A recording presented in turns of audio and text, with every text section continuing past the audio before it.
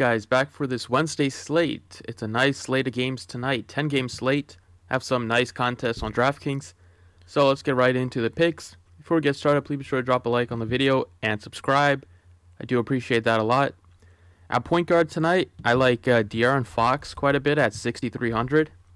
In this spot, it's more about the player and the upside than the matchup.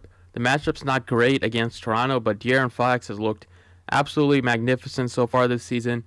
In his second year, been playing great. Already has a triple-double where he put up 72 against the Hawks. The matchup this time is a lot tougher against the Raptors, but he's playing at home. They had a couple of days off. He should be well-rested and ready to go. He's been playing a lot of minutes. The Kings have been playing their starters pretty heavily. Even though Bogdanovic might be back for this one, that should not affect Fox or Hield at all. It should just affect probably Iman Shumpert a little bit, but it's Bogdanovic's first game in a while. He might be limited to about 10-15 minutes. Fox at 6,300 just been pretty solid and consistent this year, getting 30s and 40s for the most part, as he has shown that big ceiling at home. The Kings team has been playing very well, so I'm not really worried about a blowout. This Kings team playing at a super fast pace. They're always going to be pushing the ball. It's going to lead to a lot of possessions. And I'll take a shot at 6,300 with Fox. At shooting guard, it's got to go with some of the Thunder players without Russell Westbrook. They all see a big boost without Westbrook on the court in terms of usage, in terms of DraftKings points per minute. Dennis Schroder at 6,900 is near the top of my list here. He's going to go from seeing 24, 27, 30, 25 minutes like he has been in his last couple games to seeing 33, 34, 35, 36, depending on how close the game is. He's a pretty good per-minute player. He's going to have the ball in his hands a lot. And without Westbrook, a lot more usage, like I said. He's a pretty easy cash play at 6,900. I also think he has that upside in tournaments as well. As early in the season when Westbrook missed a couple games, it was Dennis Schroder and Paul George really carrying the team. And at 6,900 against the Cavaliers, it's an absolutely amazing matchup for the Thunder tonight. Small forward, going to go with Paul George at 9,100. Another guy that's going to benefit heavily without Westbrook. Here is going to be the number one option on offense. Going to take probably 20-plus shot attempts here. Good defensive player. The Cavaliers are a young team. Paul George should be able to rack up some steals as the Cavaliers do turn the ball over quite a bit. George is going to just fill up the stat sheet with rebounds, assists, score a bunch of points as long as his shot is falling. He's going to have a very solid game in the 40s, and it does have that upside to get you over 50, close to 60. So 9,100. Paul George, one of my favorite plays, spends to pay up for. Power forward, I kind of like Kyle Kuzma a lot tonight at 5,900.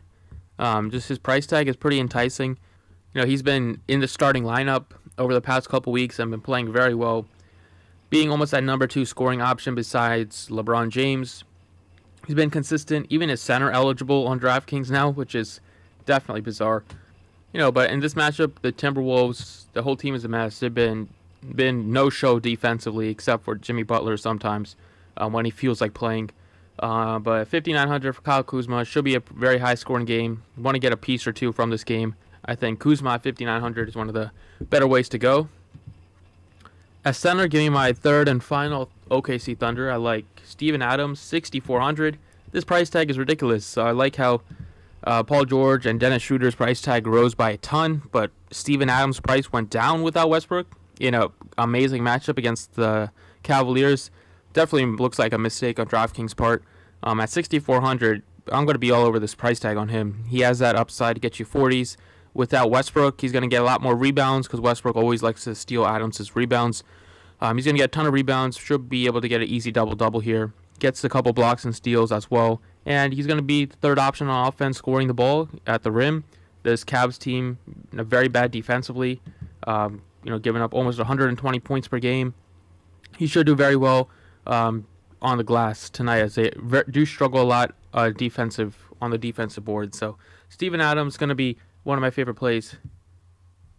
And then finally, I like Dennis Smith once again. So didn't disappoint me last night with 36. Going to go back to him. Price tag is just way too cheap for a guy that plays that many minutes, has that much upside. At 5,500 against the Jazz. The Jazz defense has not been as good this year as in years past. They're about middle of the pack right now. Smith already crushed this Jazz team once for 37. He made 12 of 19 shots. Don't think he's gonna, probably not gonna be that efficient again. But even if he's gonna take a ton of shots, and he's been shooting the ball pretty well. So it looks like more than half are gonna go down, and he can get that 30, 35, 40 point upside. So at 5,500, the price tag is very appealing for Dennis Smith Jr. All right, that's what I got for this slate. Thanks for watching. Good luck today.